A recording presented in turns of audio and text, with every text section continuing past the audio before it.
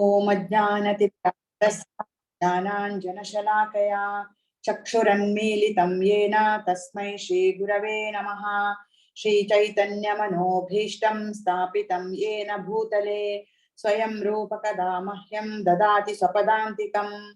वन्देऽहं श्रीगुरो श्रीयुतपदकमलं श्रीगुरून् वैष्णवांश्च श्रीरूपं साग्रजातं सहगण रघुनाथान्वितं तं सजीवम् साद्वैतं सावधूतं परिजन सहितं कृष्ण चैतन्य देवं श्री राधा कृष्ण पादान् सहगण ललिता श्री विशाखान्वितांश्च। हे कृष्णा करुणा सिंधो दीनबंधो जगत्पते गोपेश गोपिका कांत राधा कांत नमो नमः। तप्त कांचन गौरांगी राधे वृंदावनेश्वरी वृषभानुसुते देवी प्रणमामि हरिप्रिये। वाञ्छाकल्पतरुभ्यश्च कृपा सिन्धुभ्य एव च पतितानां पावनेभ्यो वैष्णवेभ्यो नमो नमः।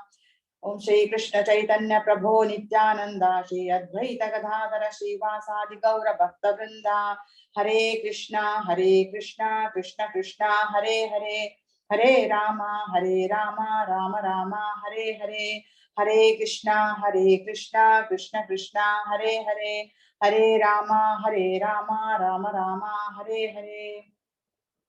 श्री प्रभुपाद की जय।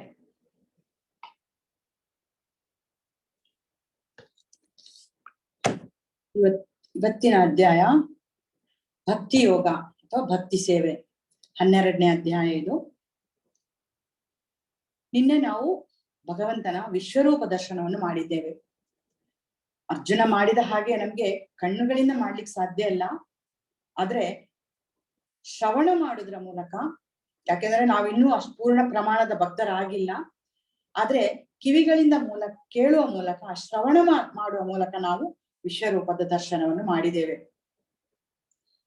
11ನೇ ಅಧ್ಯಾಯದ ಕೊನೆಯ ಶ್ಲೋಕದಲ್ಲಿ ಕೃಷ್ಣ ಹೇಳ್ತಾನೆ, ಮತ್ಕರ್ಮ ಕೃತ್ ಮತ್ ಪರಮಃ ಮತ್ಕರ್ಮ ಕೃತ್ ಮತ್ ಪರಮೋ ಮದ್ಭಕ್ತಃ ಸಂಗವರ್ಜಿತಃ ನಿರ್ವರೈಃ ಸರ್ವಭೂತೇಷು ಯಃ ಸ ಮಾಮೇತಿ ಪಾಂಡವ. ಅಂದ್ರೆ ಕಾಮ್ಯ ಕರ್ಮದ ಮತ್ತು ಊಹಾತ್ಮಕ ಚಿಂತನೆಗಳ ಕಶ್ಮಲದಿಂದ ಮುಕ್ತರಾಗಿ ಯಾರು ನನ್ನ ಪರಿಶುದ್ಧ ಭಕ್ತಿ ಸೇವೆಯಲ್ಲಿ ತೊಡಗುವರೋ, ಯಾರು ನನಗಾಗಿ ಕರ್ಮಗಳನ್ನು ಮಾಡುವರೋ, ನನ್ನನ್ನು ತನ್ನ ಬದುಕಿನ ಪರಮ ಗುರಿಯನ್ನಾಗಿ ಮಾಡಿಕೊಳ್ಳುವರೋ ಮತ್ತು ಎಲ್ಲಾ ಜೀವಿಗಳ ಮಿತ್ರನೋ ಅವರು ನಿಶ್ಚಯವಾಗಿ ನನ್ನಲ್ಲಿಗೆ ಬರುವರು ಅಂತ 11ನೇ ಅಧ್ಯಾಯದ ಕೊನೆಯಲ್ಲಿ ಹೇಳಿದ್ದಾನೆ. ಇಲ್ಲಿ ನಾವು ಈಗ ಭಕ್ತಿ ಸೇವೆಯನ್ನು ನೋಡ್ಲಿಕ್ಕಿದ್ದೇವೆ. ಸಂಘವರ್ಜಿತ, ಈ ಶ್ಲೋಕದ 55ನೇ ಶ್ಲೋಕದ ಸಂಘವರ್ಜಿತ ಅಂತ ಹೇಳುವ ಇಲ್ಲಿ ಪದ ಬಹಳ ಮುಖ್ಯವಾದದ್ದು. ಅಂದ್ರೆ ನಾವು ಅಭಕ್ತರ ಸಂಘ ಮಾಡಬಾರದು, ನಿರಂತರವಾಗಿ ಭಕ್ತರ ಸಂಘದಲ್ಲಿ ಇರ್ಲಿಕ್ಕೆ ನಾವು ಪ್ರಯತ್ನಿಸ್ಬೇಕು. ಈಗ ಒಂದು ಪ್ರಶ್ನೆ ನಮ್ಮ ಮನಸ್ಸಿನಲ್ಲಿ ಮೂಡ್ತದೆ, ನಮ್ಮ ಮನೆಯಲ್ಲಿ ಯಾರು ಕೃಷ್ಣ ಭಕ್ತಿ ಮಾಡ್ತಾ ಇಲ್ಲ, ನನ್ನ ಪರಿವಾರದವರು ಯಾರು ಕೃಷ್ಣ ಭಕ್ತರಲ್ಲ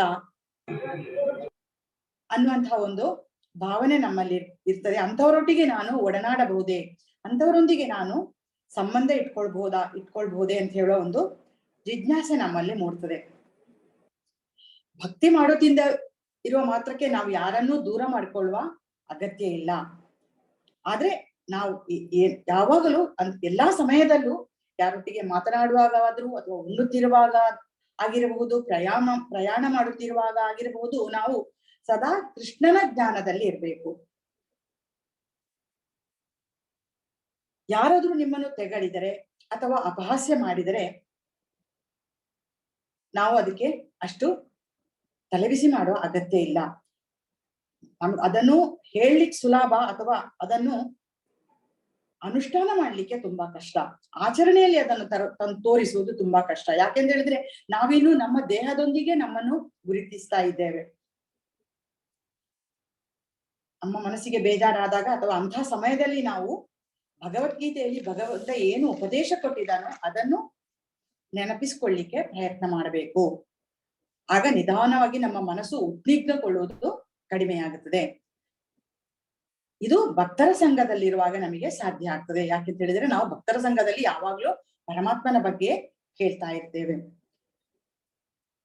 ಆಮೇಲೆ ಅಭಕ್ತರೊಂದಿಗೆ, ಭಕ್ತರಲ್ಲದವರೊಂದಿಗೆ ನಾವು ಭಕ್ತಿಯ ಬಗ್ಗೆ ಹೃದಯ ಬಿಚ್ಚಿ ಮಾತನಾಡದೆ ಇರುವುದೇ ಉತ್ತಮ. ಯಾಕಂತ ಹೇಳಿದ್ರೆ, ಉದಾಹರಣೆಗೆ ಯಾರೋ ನಿಮ್ಮ ಮನೆಗೆ ಬರ್ತಾರೆ, ನಿಮ್ಮ ಜಪ ಇನ್ನೂ ಮುಗ್ದಿರೋದಿಲ್ಲ, ನೀವು ಜಪ ಮಾಡ್ತಾ ಇರ್ತೀರಿ, ಅಥವಾ ಕೃಷ್ಣನಿಗೆ ಭೋಗದ ಮಾಡ್ತಾ ಇರ್ತೀರಿ, ಅದಿನ್ನೂ ಮುಗ್ದಿರುವುದಿಲ್ಲ.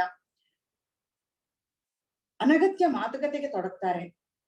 ನೀವು ಅವರನ್ನು ಹೇಳ್ತೀರಿ, ನನ್ನ ಜಪ ಇನ್ನೂ ಮುಗ್ದಿಲ್ಲ, ಕೃಷ್ಣನ ನೈವೇದ್ಯ ಇನ್ನೂ ತಯಾರಾಗಿಲ್ಲ ಅಂತ ಹೇಳಿದ್ರೆ ಅವ್ರು ಏನ್ ಹೇಳ್ತಾರೆ? ಅಭಕ್ತರಾಗಿದ್ರೆ ಅವ್ರು ಏನ್ ನಿಮಗೆ ಉಪದೇಶ ಕೊಡ್ತಾರೆ? ಅಯ್ಯೋ ಅದೆಲ್ಲ ಇವತ್ತೇ ಆಗ್ಬೇಕು ಅಂತ ಏನಿಲ್ಲ, ಇನ್ನು ಮುಂದೆ ಯಾವಾಗಾದ್ರೂ ಮಾಡ್ಬೋದು, ಅದಕ್ಕೆಲ್ಲ ನೀನ್ ಅಷ್ಟು ಇಂಪಾರ್ಟೆನ್ಸ್ ಕೊಡೋದು ಬೇಡ, ಆ ರೀತಿ ಹೇಳ್ತಾರೆ. ಆದ್ರೆ ನೀವು ಯಾವಾಗ ಭಕ್ತರೊಂದಿಗೆ ಸೇರ್ತೀರೋ, ಭಕ್ತರೊಂದಿಗೆ ನಿಮ್ಮ ಮಾತುಕತೆ ಇರ್ತದೋ, ಭಕ್ತರೊಂದಿಗೆ ನಿಮ್ಮ ಒಡನಾಟ ಇರ್ತದೋ, ಆಗ ಭಕ್ತರು ಏನ್ ಹೇಳ್ತಾರೆ? ನಿನ್ನ ಜಪ ಮುಗಿಸು, ನಿನ್ನ ಕರ್ತವ್ಯ ಏನಿದೆ, ಬೆಳಗಿನ ಕರ್ತವ್ಯ ವಿಧಿ ಏನಿದೆ ಅದನ್ನೆಲ್ಲ ಮುಗಿಸು, ದೇವರ ಸೇವೆ ಮಾಡು. ನಾವು ಈಗಷ್ಟೇ ಭಕ್ತಿಯಲ್ಲಿ ಅಂಬೆಗಾಲಿಡ್ತಾ ಇದ್ದೇವೆ, ಈಗಷ್ಟೇ ನಮಗೆ ಅದರ ಜ್ಞಾನ ಸಿಕ್ಕಿದೆ. ಇಂತಹ ಸಮಯದಲ್ಲಿ ನಾವು ಆ ಭಕ್ತರೊಂದಿಗೆ ಸೇರಿದ್ರೆ, ಅಥವಾ ನಮ್ಗೆ ವಿರುದ್ಧವಾದ ಉಪದೇಶಗಳನ್ನು ಯಾರಾದ್ರೂ ಕೊಟ್ರೆ, ಅಂತವರೊಂದಿಗೆ ನಾವು ಸ್ವಲ್ಪ ದೂರ ಕಾಯ್ದುಕೊಳ್ಳುವುದೇ ಉತ್ತಮ. ಇದು ನನ್ನ ವೈಯಕ್ತಿಕ ಅಭಿಪ್ರಾಯ. ಯಾಕೆಂತ ಹೇಳಿದ್ರೆ, ನಾವು ಮುಂದೆ ಇವತ್ತು ನೋಡ್ತಾ ಇರೋದು ಭಕ್ತಿ ಯೋಗ, ಭಕ್ತಿಗೆ ಸಂಬಂಧಪಟ್ಟ ಮಾತುಗಳಾಗೋದ್ರಿಂದ ನಾನು ಇಲ್ಲಿ ಹೇಳಿದ್ದೇನೆ.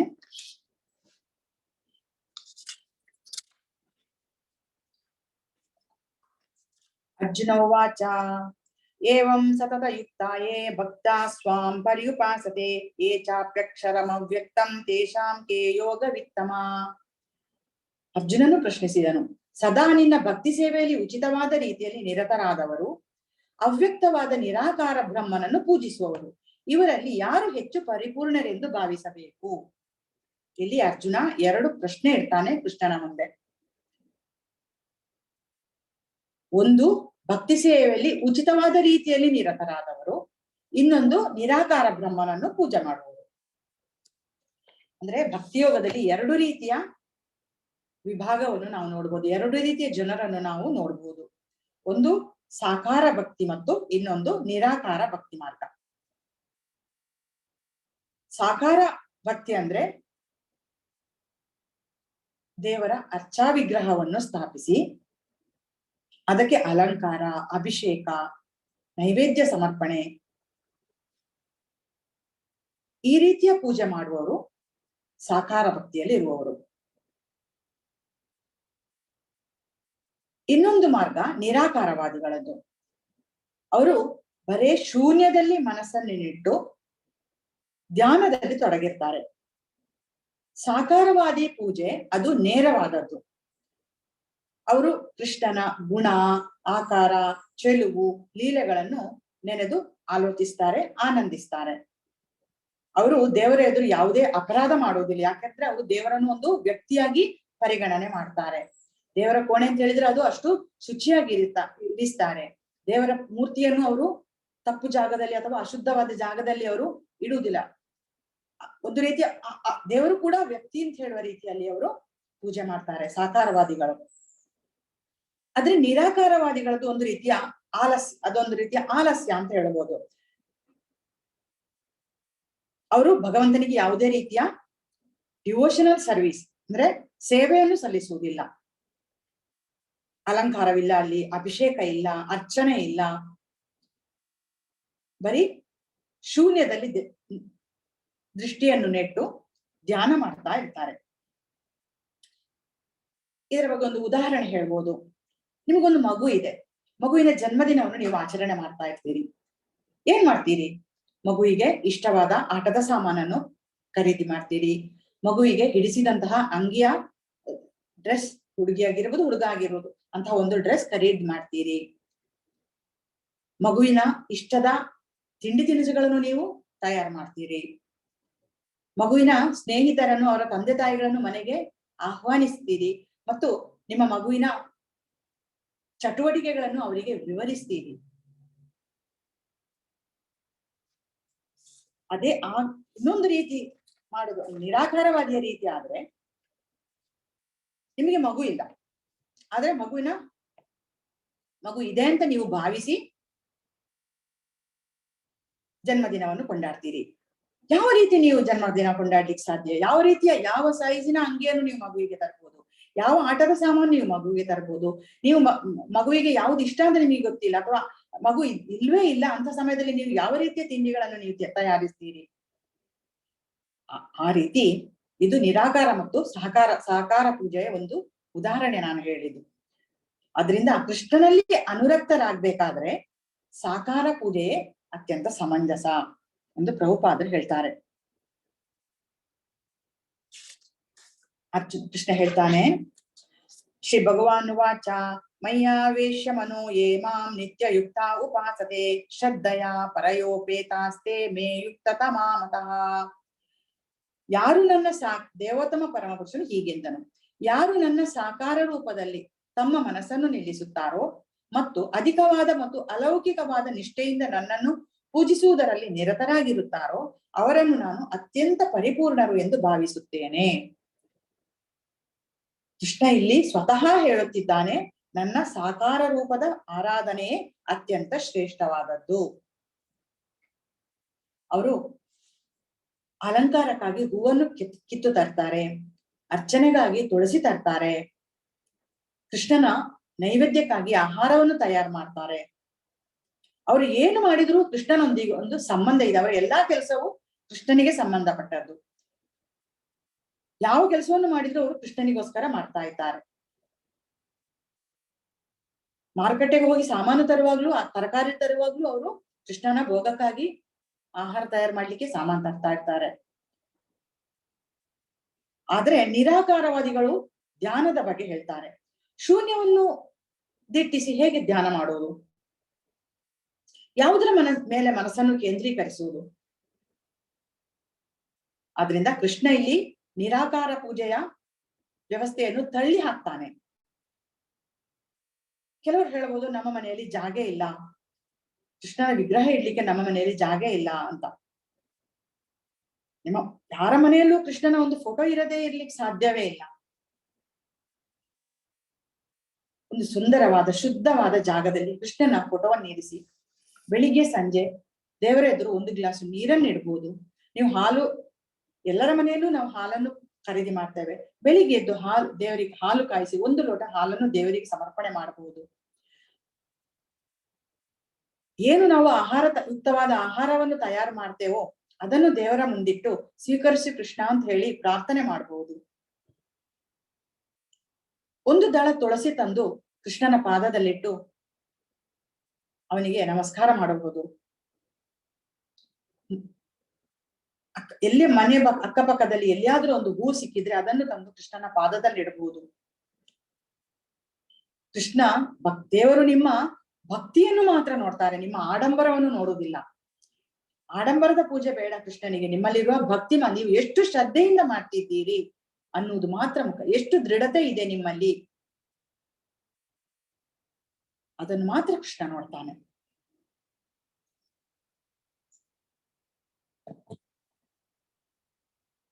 ದಾಸರೊಂದು ಹಾಡು ಹೇಳ್ತಾರೆ, ಸುಲಭ ಪೂಜೆಯ ಮಾಡಿ ಬಲವಿಲ್ಲದವರು ಅಂತ. ಕೃಷ್ಣನ ಪೂಜೆ ಮಾಡ್ಲಿಕ್ಕೆ ಏನು ಹೆಚ್ಚು ಬಲ ಬೇಕಾಗಿಲ್ಲ, ಅಂದ್ರೆ ಶ್ರೀಮಂತರಾಗಿರ್ಬೇಕಾಗಿಲ್ಲ ಅಂತ. ഇരുಳು ಹಚ್ಚುವ ದೀಪ ಹರಿಗೆ ನೀರಾಂಜನವು, ಅಂದ್ರೆ ನೀವು ಮನೆಯಲ್ಲಿ ಏನು ದೀಪ ಹೊತ್ತಿಸ್ತೀರೋ ಅದುವೇ ದೇವರಿಗೆ ದೀಪ. ತಿರುಗಾಡಿ ದಣಿಯುವುದೇ ಹರಿಗೆ ಪ್ರದಕ್ಷಿಣೆಯು, ನೀವು ಮನೆಯೆಲ್ಲ ಸುತ್ತುತ್ತೀರಲ್ಲ ಅದುವೇ ಹರಿಗೆ ಪ್ರದಕ್ಷಿಣೆ. ಹೊರಳಿ ಮಲಗುವುದೆಲ್ಲ ಹರಿಗೆ ವಂದನೆಯು, ನೀವು ಮಲಗಿಕೊಂಡು ಹೊರಳಾಡ್ತಿರ್ತೀರಲ್ಲ ಅದೆಲ್ಲ ದೇವರಿಗೆ ವಂದನೆ ಅಂತ. ನುಡಿವ ಮಾತುಗಳೆಲ್ಲ ಕಡಲ ಶಯನನ ಜಪವು, ಮಡದಿ ಮಕ್ಕಳು ಮತ್ತೆ ಒಡನೆ ಪರಿವಾರ. ನಡು ಮನೆಯ ಅಂಗಳವು ಉಡುಪಿ ಭೂ ವೈಕುಂಠಗಳು, ಎಡಬಲದ ಮನೆಯವರು ಕಡು ಭಾಗವತರು ಅಂತ. ಇದು ದಾಸರು ಬರೆದಿರುವಂತಹ ಒಂದು ಅದ್ಭುತವಾದಂತಹ ಹಾಡು.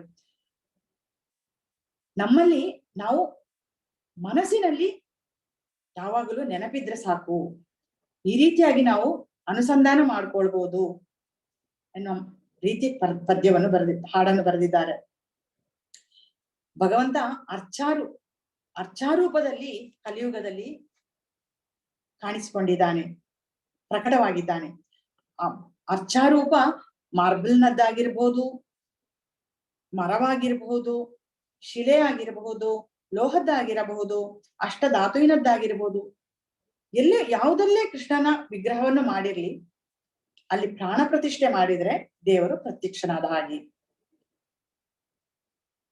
ಯಾಕೆಂತ ಹೇಳಿದ್ರೆ ಅರ್ಚಾ ವಿಗ್ರಹದ ರೂಪದಲ್ಲಿ ಭಗವಂತ ಕಲಿಯುಗದಲ್ಲಿ ಪ್ರತ್ಯಕ್ಷನಾಗಿದ್ದಾನೆ. ಸಾಕಾರ ಭಕ್ತಿಯದ್ದು ಸುಲಭವಾದ ಮಾರ್ಗ.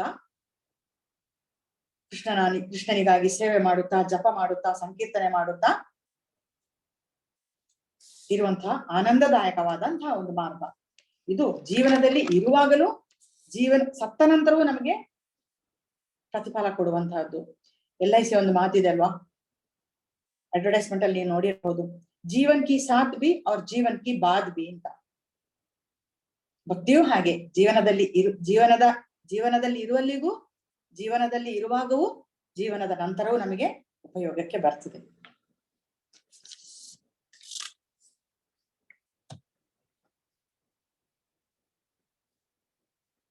ಏತ್ವಕ್ಷರಮ ನಿರ್ದೇಶಂ ಅವ್ಯಕ್ತಂ ಪರ್ಯುಪಾಸತೆ ಸರ್ವತ್ರಗಮ ಅಚಿಂತ್ಯಂಚ ಕೂಟಸ್ಥಮಚಲಂ ಧ್ರುವಂ ಸನ್ನಿಯಮ್ಯೇಂದ್ರಿಯ ಗ್ರಾಮಂ ಸರ್ವತ್ರ ಸಮಬುದ್ಧಯಃ ತೇ ಪ್ರಾಪ್ನುವಂತಿ ಮಾಮೇವ ಸರ್ವಭೂತಹಿತೇ ರತಾಃ.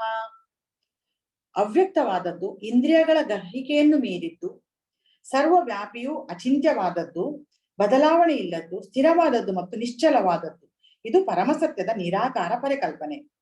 ಇದನ್ನು ಎಲ್ಲಾ ಇಂದ್ರಿಯಗಳನ್ನು ನಿಯಂತ್ರಿಸಿ ಎಲ್ಲಾ ಜೀವಿಗಳ ಹಿತವನ್ನು ಬಯಸುತ್ತಾ ಸಂಪೂರ್ಣವಾಗಿ ಪೂಜಿಸುವವರು ಕಡೆಗೆ ನನ್ನನ್ನು ಸೇರುತ್ತಾರೆ. ಸಾಕಾರ ರೂಪದಲ್ಲಿ, ನಿರಾಕಾರ ರೂಪದಲ್ಲಿ ನನ್ನನ್ನು ಪೂಜಿಸುವವರು ಅನೇಕ ಜನ್ಮಗಳ ನಂತರ, ಅನೇಕ ಜನ್ಮಗಳನ್ನು ದಾಟಿ ಕೊನೆಗೆ ಶ್ರೀಕೃಷ್ಣನಿಗೆ ಶರಣಾಗ್ತಾರೆ.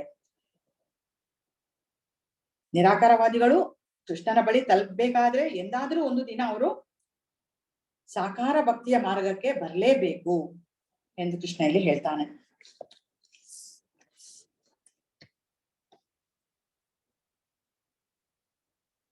ಕ್ಲೇಶೋ ಅಧಿಕತರಸ್ತೇಷಾಂ ಅವ್ಯಕ್ತಾ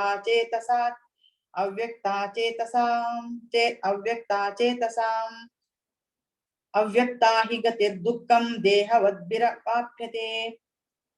ಪರಮಪ್ರಭುವಿನ ಅವ್ಯಕ್ತವಾದ ಮತ್ತು ನಿರಾಕಾರವಾದ ರೂಪವನ್ನು ಪ್ರೀತಿಸುವ ಮನಸ್ಸಿನವರಿಗೆ ಪ್ರಗತಿಯು ತುಂಬಾ ಕ್ಲೇಶಕರವಾದದ್ದು. ಆ ಶಿಸ್ತಿನಲ್ಲಿ ಮುಂದುವರಿಯುವುದು ದೇಹದಾರಿಗಳಿಗೆ ಬಹಳ ಕಷ್ಟ. ಕೃಷ್ಣ ಹೇಳ್ತಾನೆ, ನಿರಾಕಾರವಾದಿಗಳಿಗೆ ಮುಕ್ತಿಯ ಮಾರ್ಗದಲ್ಲಿ ಸಾಗುವುದು ಬಹಳ ಕಠಿಣ.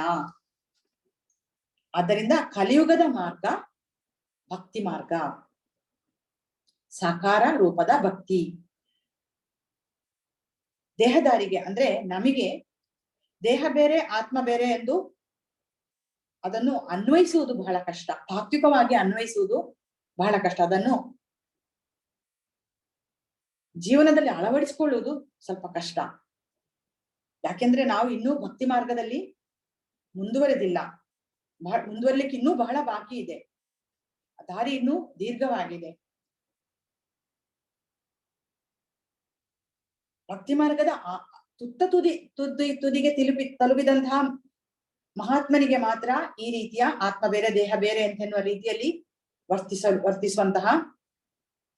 ವರ್ತಿಸಲು ಬಹಳ ಸುಲಭ. ಆದ್ರೆ ನಮ್ಮಂತಹ ಸಾಮಾನ್ಯ ಮನುಷ್ಯರಿಗೆ ಇದು ಬಹಳ ಕಷ್ಟ. ಬಹಳ ಜನ್ಮಗಳಿಂದ ನಾವು ನಮ್ಮನ್ನು ನಾವು ದೇಹದೊಂದಿಗೆ ಗುರುತಿಸಿಕೊಂಡು ಬಂದಿದ್ದೇವೆ. ಆ ನೆನಪು ನಮ್ಮಲ್ಲಿ ಇನ್ನೂ ಇದೆ.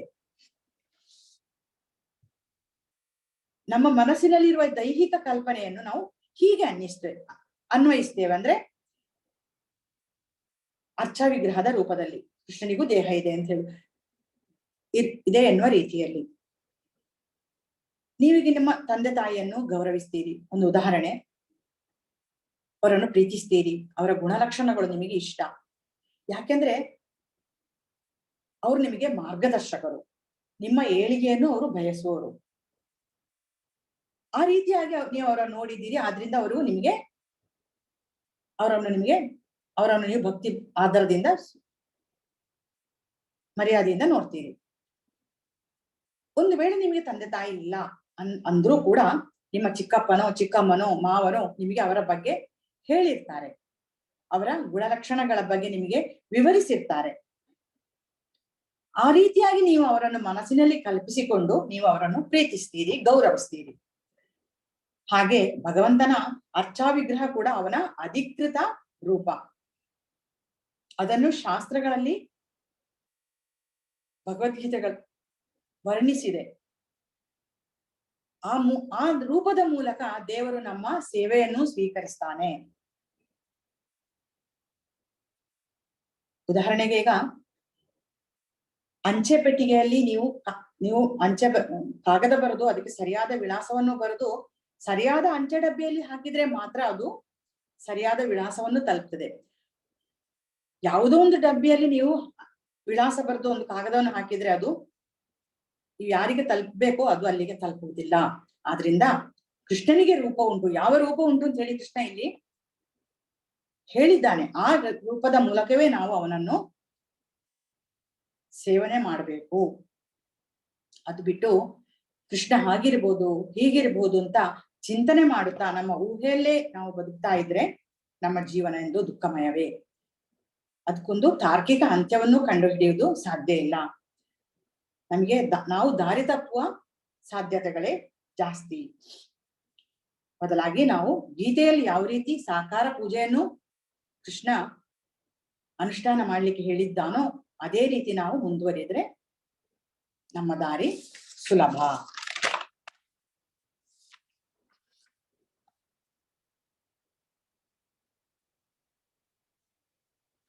ಏತು ಸರ್ವಾಣಿ ಕರ್ಮಾಣಿ ಮೈ ಸನ್ಯಸ್ತ ಮತ್ಪರಃ ಅನನ್ಯೇನೈವ ಯೋಗೇನ ಮಾಂ ಧ್ಯಾಯಂತ ಉಪಾಸತೆ ತೇಷಾಮಹಂ ಸಮುದ್ಧರ್ತ ಮೃತ್ಯು ಸಂಸಾರ ಸಾಗರಾತ್ ಭವಾಮಿ ನ ಚಿರತ್ಪಾರ್ಥ ಮಯ್ಯಾ ವೇಷಿತ ಚೇತಸಾಂ.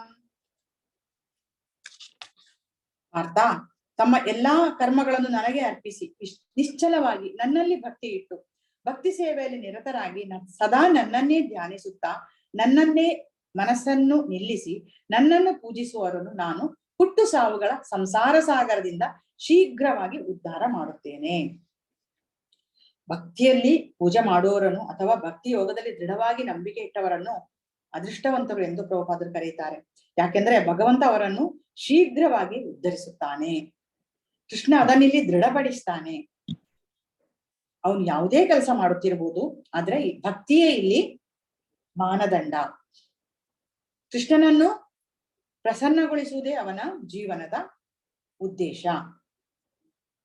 ಕೃಷ್ಣನಿಗೋಸ್ಕರ ತ್ಯಾಗ ಮಾಡುವುದೇ ಭಕ್ತಿಯ ವಿಶೇಷತೆ. ಹೀಗಿದ್ದಾಗ ಭಗವಂತ ನಮ್ಮನ್ನು ಭವಸಾಗರದಿಂದ ಪಾರು ಮಾಡ್ತೇನೆ, ನಾನು ನಿನ್ನನ್ನು ಈ ಭವಸಾಗರದಿಂದ ಪಾರು ಮಾಡುತ್ತೇನೆ, ನಿನ್ನನ್ನು ಶೀಘ್ರವಾಗಿ ಉದ್ಧರಿಸುತ್ತೇನೆ ಅಂತ ಹೇಳುವ ಭರವಸೆಯನ್ನು ಕೊಡ್ತಾ ಇದ್ದಾನೆ. ಭರವಸೆ ಅಲ್ಲ, ವಾಗ್ದಾನವನ್ನು ಕೊಡ್ತಾ ಇದ್ದಾನೆ ಕೃಷ್ಣ ಇಲ್ಲಿ.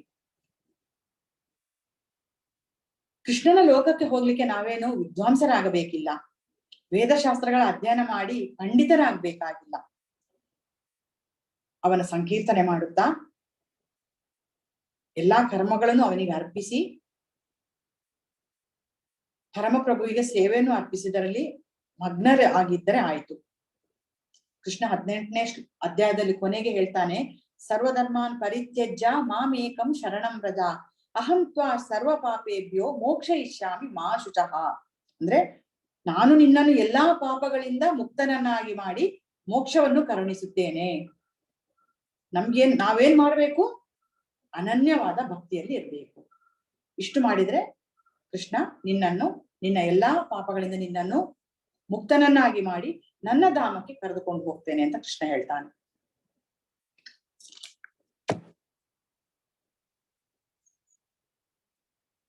ಮಯ್ಯೇವ ಮನ ಅದತ್ಸ್ವ ಮಯಿ ಬುದ್ಧಿಂ ನಿವೇಶಯ ನಿವಸಿಷ್ಯಸಿ ಮಯ್ಯೇವ ಅತ ಊರ್ಧ್ವಂ ನ ಸಂಶಯ.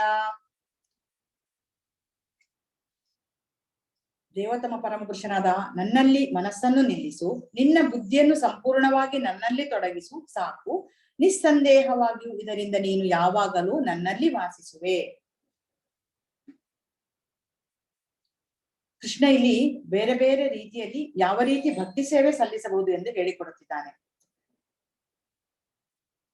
ಅನನ್ಯ ಭಕ್ತಿ, ಅದಾಗದಿದ್ದರೆ ಸಾಧನ ಭಕ್ತಿ, ಅದೂ ಆಗದಿದ್ದರೆ ನಿಷ್ಕಾಮ ಕರ್ಮ, ಅದರಿಂದಲೂ ನಿಮಗೆ ಭಕ್ತಿ ಮಾಡ್ಲಿಕ್ಕೆ ಆಗದಿದ್ರೆ ಸಕಾಮ ಕರ್ಮ, ಅದು ಆಗದಿದ್ದರೆ ಧ್ಯಾನ, ಜ್ಞಾನ, ಈ ರೀತಿಯಲ್ಲಿ ಆದ್ರೂ ನೀವು ನನ್ನನ್ನು ಪಡೆಯಬಹುದು ಅಂತ ಕೃಷ್ಣ ಹೇಳ್ತಾ ಇದ್ದಾನೆ. ಕೃಷ್ಣನ ಸೇವೆಯಲ್ಲಿ ನಿರತನಾದವನು ಪ್ರಾರಂಭದಲ್ಲಿ ಅವನ ಸಂಬಂಧವನ್ನು ಬೆಳೆಸಿಕೊಂಡು ಆನಂದದಲ್ಲಿ ಇರ್ತಾನೆ. ಕಲಿಯುಗದಲ್ಲಿ ಕೃಷ್ಣ ಬೇರೆ ಅಲ್ಲ, ಅವನ ನಾಮ ಬೇರೆ ಅಲ್ಲ.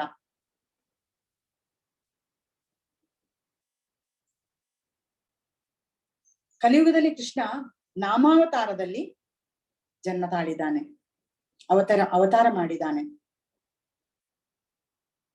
ದಾಸರು ಹಾಡ್ತಾರೆ, ಮಲಗಿ ಪರಮಾದರದಿ ಪಾಡಲು ಕುಳಿತು ಪಾಡಲು ನಿಲ್ಲುವ, ನಿಂತರೆ ನಲಿದರೆ ಒಲಿವೆ ನಿಮಗೆಂಬ ಅಂತ. ನಾವು ಒಂದು ಹೆಜ್ಜೆ ಮುಂದಿಟ್ರೆ ಕೃಷ್ಣ 10 ಹೆಜ್ಜೆ ಮುಂದೆ ಬಂದು ನಮ್ಮನ್ನು ಕರ್ಕೊಂಡು ಹೋಗ್ತಾನೆ. ಇಷ್ಟು ದಯಾಳು ಕೃಷ್ಣ ನೋಡಿ, ನಮ್ಮ ಮೇಲೆ ಎಷ್ಟು ಪ್ರೀತಿಯಲ್ಲಿ ಕರೀತಾ ಇದ್ದಾನೆ. ಭಕ್ತಿಯೋಗ ಎಂದ್ರೆ ಇಂದ್ರಿಯಗಳನ್ನು ಶುದ್ಧಗೊಳಿಸುವುದು, ಇದು ಅನನ್ಯ ಭಕ್ತಿ.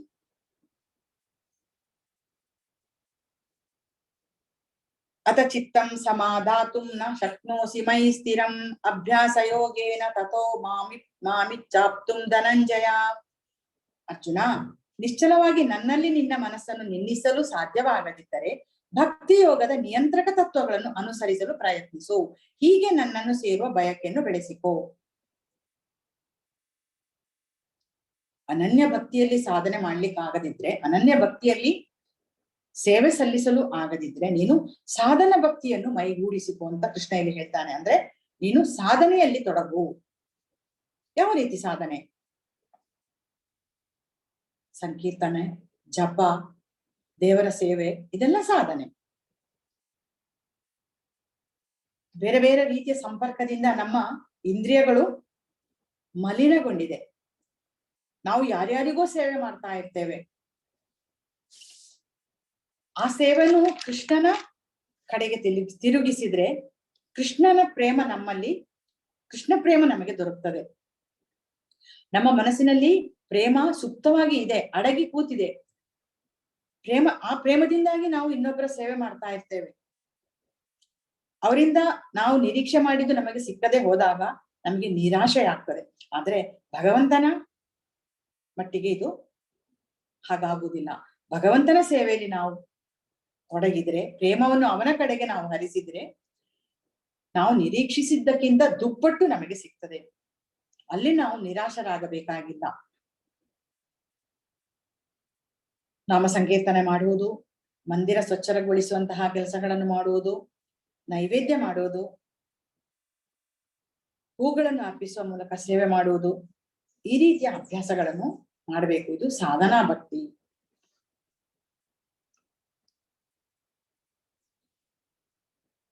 ಅಭ್ಯಾಸೇಪ್ಯ ಸಮರ್ಥೋಸಿ ಮತ್ಕರ್ಮ ಪರಮೋ ಭವ ಮದರ್ಥಮಪಿ ಕರ್ಮಾಣಿ ಕುರುವನ್ ಸಿದ್ಧಿರ್ಮವಾಪ್ಸ್ಯಸಿ. ಭಕ್ತಿ ಯೋಗದ ನಿಯಮಗಳನ್ನು ಅಭ್ಯಾಸ ಮಾಡಲು ನಿನಗೆ ಸಾಧ್ಯವಾಗದಿದ್ದರೆ ನನಗಾಗಿ ಕೆಲಸ ಮಾಡಲು ಪ್ರಯತ್ನಿಸು. ಏಕೆಂದರೆ ನನಗಾಗಿ ಕೆಲಸ ಮಾಡುವುದರಿಂದಲೂ ನೀನು ಪರಿಪೂರ್ಣ ಸ್ಥಿತಿಗೆ ಬರುವೆ.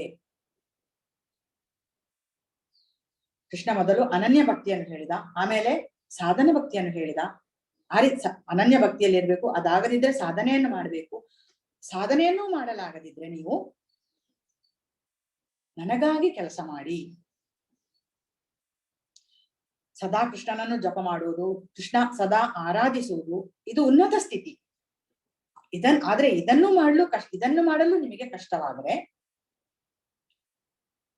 ನನಗಾಗಿ ಕೆಲಸ ಮಾಡಿ. ನನಗಾಗಿ ಕೆಲಸ ಮಾಡುವಂತಹ ಭಕ್ತರಿಗೆ ನೆರವಾಗಬಹುದು ಎಂದು ಕೃಷ್ಣ ಹೇಳ್ತಾನೆ. ಪೂರ್ಣ ಪ್ರಮಾಣದಲ್ಲಿ ತಮ್ಮ ಜೀವನವನ್ನು ಕೃಷ್ಣ ಪ್ರೇಮಕ್ಕೆ, ಕೃಷ್ಣ ಪ್ರಜ್ಞೆಗೆ ಮುಡಿಪಾಗಿಟ್ಟುಕೊಂಡು ಬದುಕುವಂತಹ ಅನೇಕ ಕೃಷ್ಣ ಭಕ್ತರಿದ್ದಾರೆ.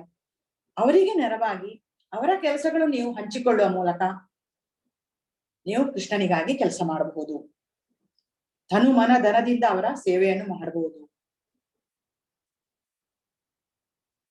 ನಾನಾ ವಿಧದ ದೇವಸ್ಥಾನ ಅಥವಾ ಮಂದಿರ ಅಂತ ಹೇಳಿದ್ರೆ ಅಲ್ಲಿ ನಾನಾ ವಿಧದ ಕೆಲಸಗಳಿರ್ತದೆ. ಅಲ್ಲಿ ಯಾವ್ದಾದ್ರೂ ಒಂದು ನಮಗೆ ಮನಸ್ಸಿಗೆ ಹಿಡಿದಂತಹ ಕೆಲಸವನ್ನು ಆರಿಸಿಕೊಂಡು ನಾವು ಕೃಷ್ಣನಿಗಾಗಿ ಕೆಲಸ ಮಾಡಬಹುದು. ಯತ್ಕರೋಷಿ ಯದಶ್ನಾಸಿ ಯಜ್ಜುಘೋಷಿ ದದಾಸಿ ಯತ್ ಯತ್ತಪಸ್ಯಸಿ ಕೌಂತೆಯ ತತ್ಕುರುಷ್ವ ಮದರ್ಪಣಂ. ಈ ರೀತಿಯ ಕರ್ಮವು ನಿನಗೆ ಮಾಡ್ಲಿಕ್ಕೆ ಆಗುದಿಲ್ಲ ಅಂತಾದ್ರೆ, ಸಾಧ್ಯವಾಗದಿದ್ರೆ ಸಕಾಮ ಕರ್ಮವನ್ನು ಮಾಡಿ ಫಲವನ್ನು ನನಗೆ ಅರ್ಪಿಸು. ನೀವು ಕೃಷ್ಣನಿಗೋಸ್ಕರ ಕೆಲಸ ಮಾಡ್ಲಿಕ್ಕೂ ನಿಮಗೆ ಆಗುವುದಿಲ್ಲ ಅನ್ನುವಂತಹ ಸ್ಥಿತಿಯಲ್ಲಿ ನೀವು ಏನು ಕರ್ಮ ಮಾಡ್ತಿದ್ದೀರೋ ಆ ಕರ್ಮವನ್ನು ಮಾಡಿ ಅದರ ಫಲವನ್ನು ಭಗವಂತನಿಗೆ ಅರ್ಪಿಸಿ. ಇದು ನಿಷ್ಕಾಮ ಕರ್ಮ. ಎಲ್ಲಾ ಕೆಲಸಗಳನ್ನು ಮಾಡಿ ಫಲವನ್ನು ಕೃಷ್ಣಾರ್ಪಣ ಅಂತ ಹೇಳಿದ್ರೆ ಆಯ್ತು. ಈ ರೀತಿಯ ಕೆಲಸವನ್ನಾದ್ರೂ ಮಾಡಿ, ಆ ರೀತಿಯನ್ನಾದ್ರೂ ಭಕ್ತಿ ಮಾಡಿ ಅಂತ ಕೃಷ್ಣ ಹೇಳ್ತಾನೆ.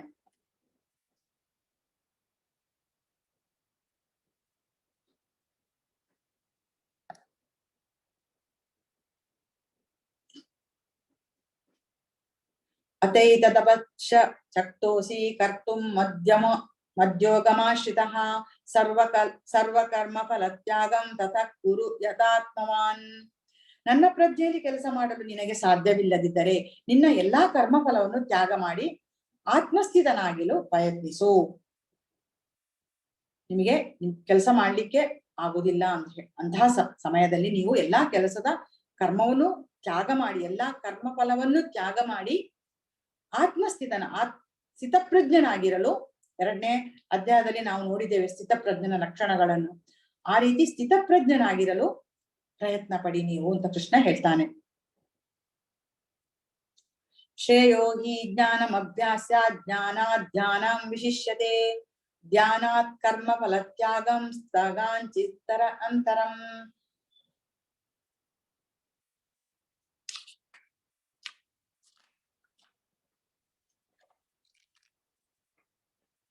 ಈ ಅಭ್ಯಾಸವು ನಿನಗೆ ಸಾಧ್ಯವಾಗದೆ ಹೋದರೆ ಜ್ಞಾನ ಸಾಧನೆಯಲ್ಲಿ ತೊಡಗು. ಆದರೆ ಜ್ಞಾನಕ್ಕಿಂತ ಧ್ಯಾನವು ಉತ್ತಮ, ಧ್ಯಾನಕ್ಕಿಂತ ಕರ್ಮಫಲವು ಫಲ ತ್ಯಾಗವೂ ಉತ್ತಮ. ಏಕೆಂದರೆ ಇಂತಹ ತ್ಯಾಗದಿಂದ ಮನಃಶಾಂತಿಯನ್ನು ಪಡೆಯಬಹುದು. ಕರ್ಮಫಲದ ತ್ಯಾಗವು ನಿಮಗೆ ಸಾಧ್ಯ ಆಗ್ಲಿಲ್ಲ ಅಂತಾದ್ರೆ ಜ್ಞಾನ ಸಾಧನೆಯಲ್ಲಿ ತೊಡಗಿಕೊಳ್ಳಿ ಅಂತ ಕೃಷ್ಣ ಹೇಳ್ತಾನೆ. ಜ್ಞಾನ ಸಾಧನೆ ಅಂತ ಹೇಳಿದ್ರೆ ಕೃಷ್ಣನಿಗೆ ಸಂಬಂಧಪಟ್ಟಂತಹ ಗ್ರಂಥಗಳ ಅಧ್ಯಯನ, ಶಾಸ್ತ್ರಗಳ ಅಧ್ಯಯನ, ಇತರರಿಂದ ಕೃಷ್ಣ ಕಥೆ ಶ್ರವಣ ಮಾಡುವುದು, ಎಲ್ಲಿಯಾದ್ರೂ ಭಾಗವತ ಭಗವದ್ಗೀತೆಯಂತಹ ಪ್ರವಚನಗಳು ನಡೆಯುತ್ತಿದ್ರೆ ಅದರಲ್ಲಿ ಪಾಲ್ಗೊಳ್ಳುವುದು, ದೇವರ ಧಾಮಗಳಿಗೆ ಹೋಗುವುದು, ಅಲ್ಲಿಯ ವಿಶೇಷತೆಗಳ ಬಗ್ಗೆ ಅರಿತುಕೊಳ್ಳುವುದು, ಇದೆಲ್ಲ ಜ್ಞಾನ ಸಂಪಾದನೆ. ನಾವು ವೀಕೆಂಡ್ ಅಲ್ಲಿ ಶನಿವಾರ ಆದಿತ್ಯವಾರ ಮಾಲ್ ತಿರುತ್ತೇವೆ. ಅದರ ಬದಲು ಯಾವುದಾದ್ರೂ ಒಂದು ದೇವಸ್ಥಾನಕ್ಕೆ ಭೇಟಿ ಕೊಡೋದು, ಅಲ್ಲಿಯ ದೇವರ ಮಹಿಮೆಗಳನ್ನು ಅರಿತುಕೊಳ್ಳುವುದು, ತೀರ್ಥಕ್ಷೇತ್ರಗಳಿಗೆ ಭೇಟಿ ಕೊಡುವುದು, ಇದೆಲ್ಲ ಜ್ಞಾನ. ಈ ರೀತಿಯ ಜ್ಞಾನವನ್ನಾದ್ರೂ ನೀನು ಸಂಪಾದಿಸು. ಕೃಷ್ಣ ಬೇರೆ ಬೇರೆ ರೀತಿಯಲ್ಲಿ ನಮ್ಗೆ ಹೇಳಿ ನೋಡ್ತಾನೆ, ಭಕ್ತಿ ಮಾರ್ಗಕ್ಕೆ ಬರುವ ದಾರಿಗಳನ್ನು ತೋರಿಸ್ತಾ ಇದ್ದಾನೆ. ಈ ರೀತಿ ಆದ್ರೂ ಮಾಡಿ, ಈ ರೀತಿಯನ್ನಾದ್ರೂ ಎಲ್ಲಾದ್ರೂ ನೀವು ಭಕ್ತಿ ಪಥಕ್ಕೆ ಬನ್ನಿ ಅಂತ ಕೃಷ್ಣ ಹೇಳ್ತಾ ಇದ್ದಾನೆ. ಮುಂದೆ ಕೃಷ್ಣ ಭಕ್ತರ ಲಕ್ಷಣಗಳನ್ನು ವಿವರಿಸ್ತಾನೆ. ಅದ್ವೇಷ್ಟ ಸರ್ವಭೂತಾನಾಂ ಮೈತ್ರಃ ಕರುಣ ಏವಚ ನಿರ್ಮಮೋ ನಿರಹಂಕಾರಃ ಸಮ ದುಃಖ ಸುಖ ಕ್ಷಮಿ ಸಂತುಷ್ಟಃ ಸತತ ಯೋಗಿ ಯಥಾತ್ಮ ದೃಢ ನಿಶ್ಚಯಃ ಮಯ್ಯರ್ಪಿತ ಮನೋ ಬುದ್ಧಿರ್ಯೋ ಮದ್ಭಕ್ತಃ ಸಮೇ ಪ್ರಿಯಃ. ಯಾರಿಗೆ ಅಸೂಯೆ ಇಲ್ಲವೋ, ಯಾರು ಎಲ್ಲಾ ಜೀವಿಗಳಿಗೆ ಸ್ನೇಹಿತನೋ, ತಾನು ಒಡೆಯನೆಂಬ ಭಾವನೆ ಇಲ್ಲದೆ ನಿರಹಂಕಾರನು, ಸುಖ ದುಃಖಗಳಲ್ಲಿ ಸಮಚಿತ್ತನು, ಕ್ಷಮಾಶೀಲನು, ಸದಾ ತೃಪ್ತನು, ಸಂತುಷ್ಟನು, ಆತ್ಮ ಸಂಯಮಿಯೋ, ದೃಢಚಿತ್ತದಿಂದ ಭಕ್ತಿ ಸೇವೆಯಲ್ಲಿ ನಿರತನು, ತನ್ನ ಮನಸ್ಸನ್ನು ಬುದ್ಧಿಯನ್ನು ನನ್ನಲ್ಲಿ ನೆಲೆಸಿರುವನು, ಅಂತಹ ಭಕ್ತನು ನನಗೆ ಬಹಳ ಪ್ರಿಯನಾದವನು. ಕೃಷ್ಣ ಇಲ್ಲಿ ಭಕ್ತರ ಲಕ್ಷಣಗಳನ್ನು ಹೇಳ್ತಾ ಇದ್ದಾನೆ. ಭಕ್ತರು ಯಾವಾಗಲೂ ಸಮಚಿತ್ತತೆಯಿಂದ ಸಮಾಧಾನದಿಂದ ಇರ್ತಾರೆ. ಅವರಿಗೆ ಯಾರ ಮೇಲೂ ಅಸೂಯೆ ಇಲ್ಲ. ಸುಖಕರವಾದ ಕಾಲದಲ್ಲಿ ಅವರು ಇದು ಭಗವಂತನ ಕರುಣೆ ಎಂದು ಭಾವಿಸಿ ಇರ್ತಾರೆ. ಅದೇ ಸಮಯದಲ್ಲಿ ಅವರಿಗೆ ಕಷ್ಟ ಬಂದ್ರೆ ಇದು ಭಗವಂತನ, ಇದು ನಾನು ಮಾಡಿದ ಕರ್ಮಗಳ ಫಲ ನಾನು ಉಣ್ಣುತ್ತಿದ್ದೇನೆ ಈಗ ಅಂತ ಹೇಳಿ ಅದನ್ನ ನಾನು ಅನುಭವಿಸ್ಬೇಕಾಗಿದೆ ಅಂತ ಹೇಳಿ ಸಮಚಿತ್ತತೆಯಿಂದ ಇರ್ತಾರೆ. ಯಾರ ಮೇಲೂ ಅವರು ದೋಷವನ್ನು ಹೊರಿಸುವುದಿಲ್ಲ, ಯಾರ ಮೇಲೂ ಅವರು ಕೋಪಗೊಳ್ಳುವುದಿಲ್ಲ.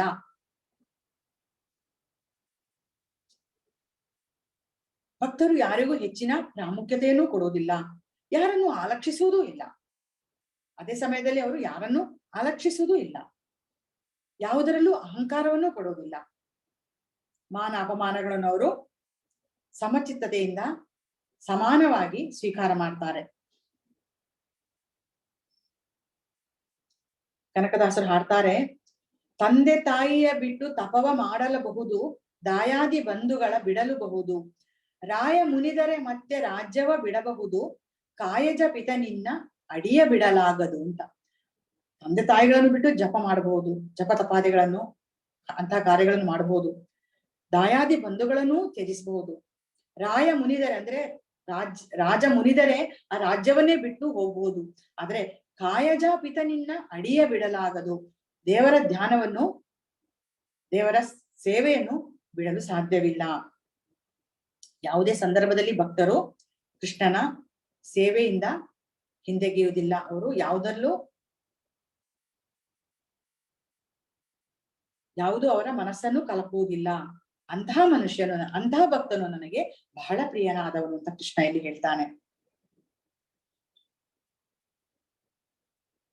ಯಸ್ಮಾನ್ನೋ ದ್ವಿಜತೆ ಲೋಕೋ ಲೋಕಾನ್ನೋ ದ್ವಿಜತೆ ಚಯಃ, ಹರ್ಷಮರ್ಷ ಭಯೋದ್ವೇಗ ಮುಕ್ತೋ ಯಃ ಸ ಚ ಮೇ ಪ್ರಿಯಃ. ಯಾವ ವ್ಯಕ್ತಿಯಿಂದ ಯಾರು ಉದ್ವೇಗವನ್ನು ಪಡುವುದಿಲ್ಲವೋ ಮತ್ತು ಆ ವ್ಯಕ್ತಿಯು ಯಾರಿಂದಲೂ ಉದ್ವೇಗವನ್ನು ಅನುಭವಿಸುವುದಿಲ್ಲವೋ, ಸುಖ ಮತ್ತು ದುಃಖಗಳಲ್ಲಿ, ಭಯ ಮತ್ತು ಆತಂಕಗಳಲ್ಲಿ ಇರುತ್ತಾನೋ, ಆತನು ನನಗೆ ಬಹುಪ್ರಿಯನು. ಭಕ್ತನ ಇನ್ನೂ ಕೆಲವು ಅರ್ಹತೆಗಳನ್ನು ಕೃಷ್ಣ ಇಲ್ಲಿ ವಿವರಿಸ್ತಾ ಇದ್ದಾನೆ. ಬಾಹ್ಯ ಪ್ರಪಂಚದ ಯಾವುದೇ ಆಗು ಹೋಗುಗಳಿಗೆ ಭಕ್ತನು ಕ್ಷೋಭೆಗೊಳಗಾಗುವುದಿಲ್ಲ. ಸಾಮಾನ್ಯ ಮನುಷ್ಯರು ಇತರರು ತನಗಿಂತ ಉತ್ತಮ ಸ್ಥಿತಿಯಲ್ಲಿದ್ರೆ ಕ್ಷೋಭೆಗೊಳಪಡ್ತಾರೆ. ಅವರ ಮನಸ್ಸು ಚಂಚಲತೆಯಿಂದ ಕೂಡಿರ್ತದೆ.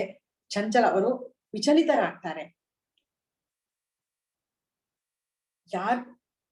ಸಾಮಾನ್ಯ ಜನರಿಗೆ ತನಗಿಂತ ಉತ್ತಮ ಅವಕಾಶ ಇನ್ನೊಂದು ಮನುಷ್ಯನಿಗೆ ಸಿಕ್ಕಿದ್ರೆ, ಇನ್ನೊಂದು ಜೀವಿಗೆ ಸಿಕ್ಕಿದ್ರೆ ಅವರು ಕ್ಷೋಭೆಗೊಳಗಾಗ್ತಾರೆ. ಇದು ಸಾಮಾನ್ಯ ಜೀವಿಯ ಮನಸ್ಥಿತಿ. ಆದ್ರೆ ಭಕ್ತನ ಮನಸ್ಸು ಕೃಷ್ಣನಲ್ಲಿ ನೆಲೆಸಿರ್ತದೆ. ಅವನು ಯಾವುದೇ ಉದ್ವೇಗವನ್ನು, ಯಾವ ವ್ಯಕ್ತಿಯಿಂದಲೂ ಅವರು ಉದ್ವೇಗವನ್ನು ಪಡೋದಿಲ್ಲ. ಯಾರಿಗೇನಾದ್ರೂ ಅವರಿಗೆ ಉದ್ವೇಗ ಉಂಟಾಗುವುದಿಲ್ಲ.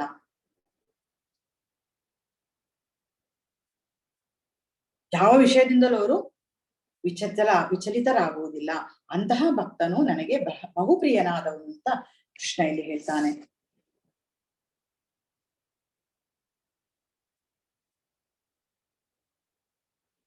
ಅನಪೇಕ್ಷ ಶ್ರುತಿರ್ದಕ್ಷ ಉದಾಸೀನೋ ಗತವ್ಯತಃ ಸರ್ವಾರಂಭ ಪರಿತ್ಯಾಗಿ ಯೋ ಮದ್ಭಕ್ತಃ ಸಮೇ ಪ್ರಿಯಃ.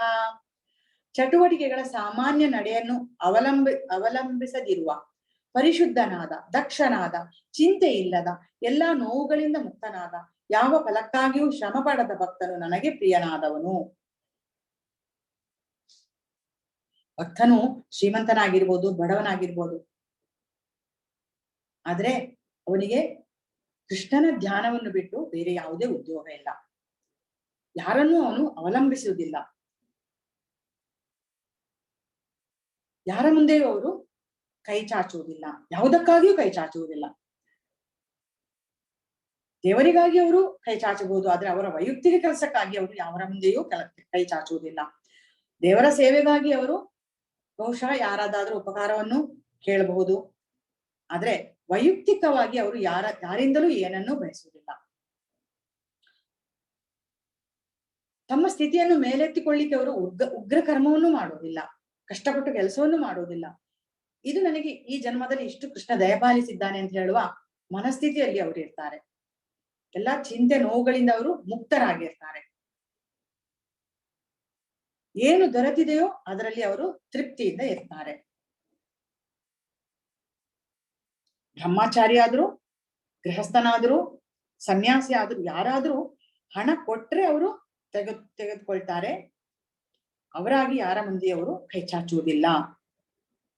ಭಕ್ತಿ ಸೇವೆಯ ತತ್ವಗಳಿಗೆ ವಿರುದ್ಧವಾಗಿ ಅವರು ಯಾವ ಕಾರ್ಯವನ್ನು ಮಾಡುವುದಿಲ್ಲ.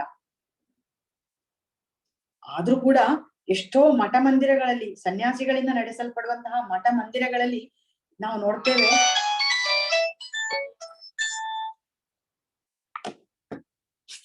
ಅನ್ನದಾನ, ವಿದ್ಯಾದಾನ, ಜ್ಞಾನದಾನದಂತಹ ಅನೇಕ ಕಾರ್ಯಕ್ರಮಗಳು, ಸಾಮಾಜಿಕ ಕಾರ್ಯಕ್ರಮಗಳು ನಡೀತಾ ಇರ್ತದೆ. ಯಾರ ಮೂಲಕ? ಅವರು ಸನ್ಯಾಸಿಗಳು.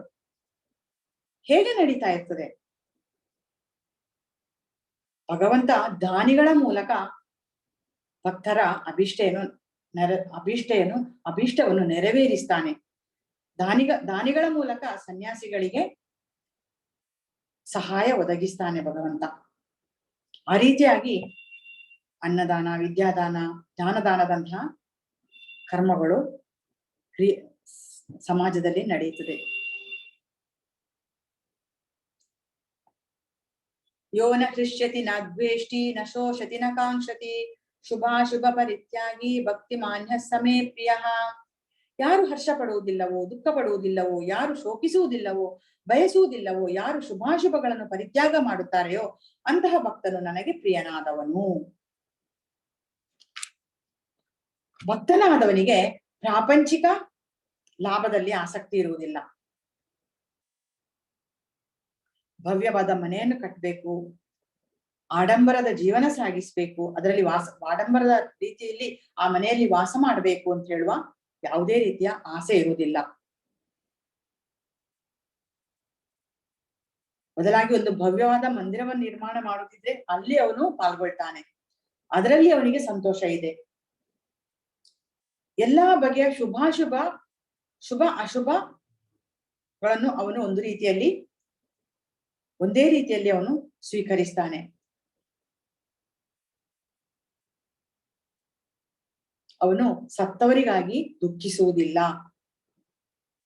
ಯಾಕೆಂದ್ರೆ ಅವನಿಗೆ ತಿಳಿದಿದೆ, ದೇಹ ಬೇರೆ ಆತ್ಮ ಬೇರೆ. ಇಂಥವನು ನನಗೆ ಪ್ರಿಯನಾದವನು ಅಂತ ಕೃಷ್ಣ ಇಲ್ಲಿ ಹೇಳ್ತಾನೆ.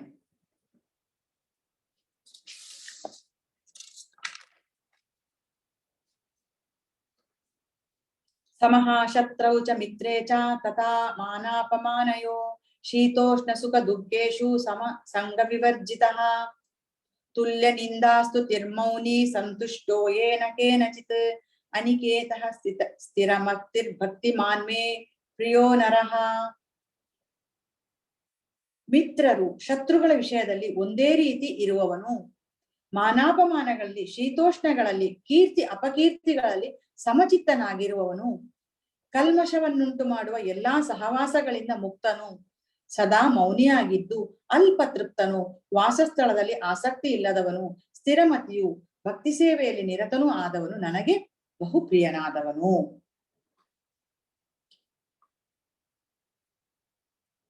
ಕೆಲವೊಮ್ಮೆ ಜನರು ನಮ್ಮನ್ನು ಹೊಗಳ್ತಾರೆ, ಕೆಲವೊಮ್ಮೆ ನಮ್ಮನ್ನು ತೆಗಳ್ತಾರೆ. ಆದ್ರೆ ಭಕ್ತರು ಇದರ ಬಗ್ಗೆ ತಲೆ ಕೆಡಿಸ್ಕೊಳ್ಳೋದಿಲ್ಲ. ಮಾನಾಪಮಾನಗಳನ್ನು ಅವರು ಸಮಚಿತ್ತತೆಯಿಂದ ಸ್ವೀಕರಿಸ್ತಾರೆ. ಕೆಟ್ಟವರ ಸಂಘದಿಂದ ಆದಷ್ಟು ದೂರ ಇರ್ತಾರೆ ಅವರು. ಅವರಿಗೆ ಕೃಷ್ಣನ ವಿಷಯವನ್ನು ಬಿಟ್ಟು ಬೇರೆ ಯಾವುದೇ ಲೋಕದ ಕಥೆಗಳಲ್ಲಿ ಅವರಿಗೆ ಆಸಕ್ತಿ ಇರುವುದಿಲ್ಲ. ಅವರಿಗೆ ಕೃಷ್ಣ ಭಕ್ತನಿಗೆ ಅರಮನೆಯೂ ಒಂದೇ, ಗುಡಿಸಲು ಒಂದೇ. ಅವನ ವ್ಯಾಪಾರ ಕೃಷ್ಣನ ಸೇವೆ.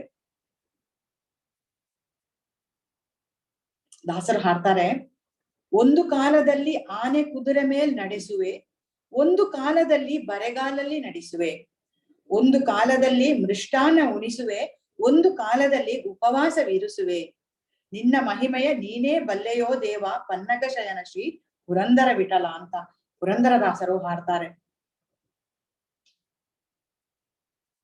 ಪುರಂದರದಾಸರ ಹಾಡುಗಳಲ್ಲಿ ಭಗವದ್ಗೀತೆ, ಭಾಗವತ ಎಲ್ಲವೂ ಅಡಗಿದೆ. ಅವ್ರು ಎಷ್ಟೋ ಹಾಡುಗಳನ್ನು ಬರೆದಿದ್ದಾರೆ, ಎಲ್ಲವೂ ಕಾಲಗರ್ಭದಲ್ಲಿ ನಷ್ಟವಾಗಿ ಹೋಗಿದೆ. ಆದ್ರೆ ಉಳಿದಿರುವಂತಹ ಕೆಲವು ಹಾಡುಗಳನ್ನು ನೀವು ನೋಡಿದ್ರು ಸಾಕು, ಎಲ್ಲಾ ಭಗವಂತನ ಏನ್ ನಾವು ಇಷ್ಟು ಕಲ್ತಿದ್ದೇವೆ ಭಗವದ್ಗೀತೆ ಎಲ್ಲವೂ ಅದರಲ್ಲಿ ಅವರ ಹಾಡುಗಳಲ್ಲಿ ಅಡಗಿದೆ. ಅಷ್ಟು ಸುಂದರವಾಗಿ ವರ್ಣಿಸ್ತಾರೆ ಅವರು ದೇವರನ್ನು. ಅಷ್ಟು ಚಂದ ಭಕ್ತರ ವಿಶೇಷತೆಗಳಿರ್ಬೋದು, ದೇವರ ವಿಶೇಷತೆಗಳಿರಬಹುದು, ಯಾವ ರೀತಿ ಭಕ್ತನಾಗಿ ಇರಬೇಕು. ಅವರು ಭಕ್ತನಾಗಿ ದೇವರನ್ನು ಸೇವೆ ಮಾಡ್ತಾರೆ, ತಾಯಿಯಾಗಿ ಕೃಷ್ಣನನ್ನು ಅವರು ಮುದ್ದಿಸ್ತಾರೆ, ಗೆಳೆಯನಾಗಿ ಕೃಷ್ಣನೊಂದಿಗೆ ಜಗಳ ಆಡ್ತಾರೆ, ನಿಂದಾಸ್ತುತಿ ಮಾಡ್ತಾರೆ. ನೀನ್ಯಾಕೋ ನಿನ್ನ ಹಂಗ್ಯಾಕೋ ಅಂತ ನಿಂದಾಸ್ತುತಿ ಮಾಡ್ತಾರೆ ಭಗವಂತನ ಗೆಳೆಯನಾಗಿ. ಈ ರೀತಿ ದಾಸರ ಹಾಡುಗಳಲ್ಲಿ ಇಲ್ಲದ ಜ್ಞಾನವೇ ಇಲ್ಲ. ಆ ಭಕ್ತನಾದವನು ದೇವರ ಮೇಲೆ ಭಾರ ಹಾಕಿ ದೇವರ ಮೇಲೆ ಎಲ್ಲಾ ಭಾರವನ್ನು ದೇವರ ಮೇಲಿರಿಸಿ ಭಕ್ತಿ ಸೇವೆಯಲ್ಲಿ ನಿರತನಾಗಿರ್ತಾನೆ. ಒಂದು ಕಾಲದಲ್ಲಿ ಅವನು ಕುದುರೆ ಮೇಲೆ ನಡೆಸಬಹುದು, ಒಂದು ಕಾಲದಲ್ಲಿ ಅವನು ಬರಿಗಾಲಲ್ಲಿ ನಡೆಸಬಹುದು, ಒಂದು ಕಾಲದಲ್ಲಿ ಮೃಷ್ಟಾನ್ನ ಕೊಡಬಹುದು, ಒಂದು ಕಾಲದಲ್ಲಿ ಅವನು ಉಪವಾಸವೇ ಇರುವಂತಹ ಸ್ಥಿತಿ ಬರಬಹುದು. ಯಾವುದಕ್ಕೂ ಭಕ್ತ ಚಿಂತೆ ಮಾಡುವುದಿಲ್ಲ. ಅಂತವನು ನನಗೆ ಬಹಳ ಪ್ರಿಯನಾದವನು ಅಂತ ಕೃಷ್ಣ ಇಲ್ಲಿ ಹೇಳ್ತಾನೆ.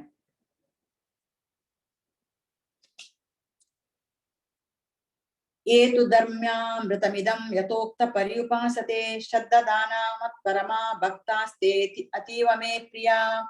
ಯಾರು ಭಕ್ತಿ ಸೇವೆಯ ಈ ಅಮೃತ ಮಾರ್ಗವನ್ನು ಹಿಡಿದು ಶ್ರದ್ಧೆಯಿಂದ ನನ್ನನ್ನೇ ಪರಮ ಗುರಿಯನ್ನಾಗಿ ಮಾಡಿಕೊಳ್ಳುವರೋ ಅವರು ನನಗೆ ಬಹುಪ್ರಿಯರು. ಸ್ವತಃ ಕೃಷ್ಣನೇ ಇಲ್ಲಿ ಅವನೆಡೆಗೆ ಬರುವ ದಾರಿಯನ್ನು ನಮಗೆ ತೋರಿಸಿದ್ದಾನೆ.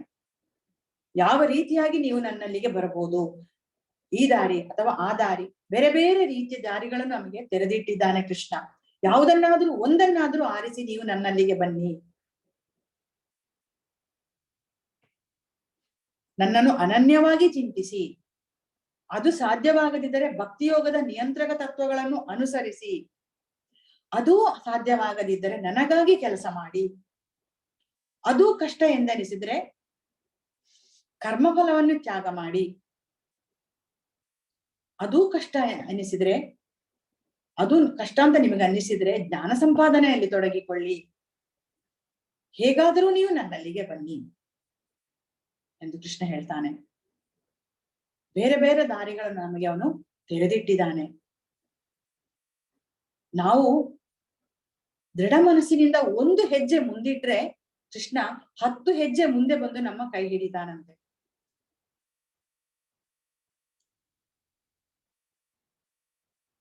ಆದ್ರಿಂದ ಭಕ್ತಿ ಮಾರ್ಗದಲ್ಲಿ ಸಾಕಾರ ರೂಪದಲ್ಲಿ ಅವನನ್ನು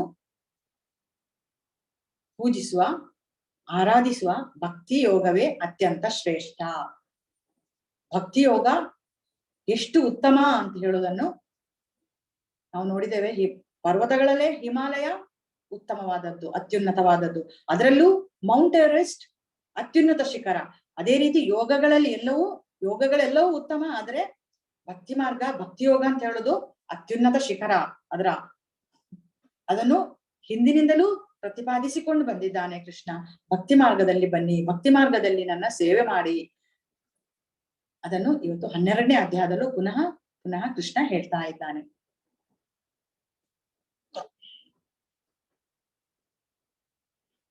ಹೀಗೆ ಇವತ್ತು ನಾವು ಭಕ್ತಿ ಮಾರ್ಗದ ವಿಶೇಷತೆಗಳನ್ನು ನೋಡಿದ್ದೇವೆ.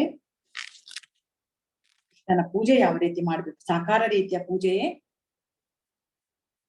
ಕೃಷ್ಣನಿಗೆ ಪ್ರಿಯವಾದದ್ದು ಎನ್ನುವ ಮಾತನ್ನು ಕೃಷ್ಣ ಹೇಳಿದ್ದಾನೆ 12ನೇ ಅಧ್ಯಾಯದಲ್ಲಿ. ಹರೇ ಕೃಷ್ಣ.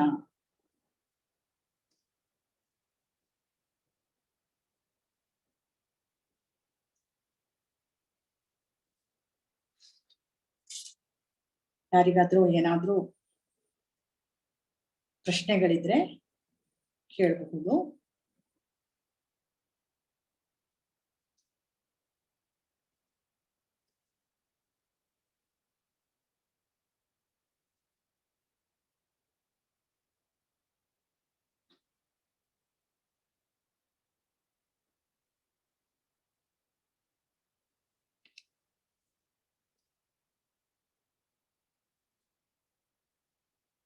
हरे कृष्णा।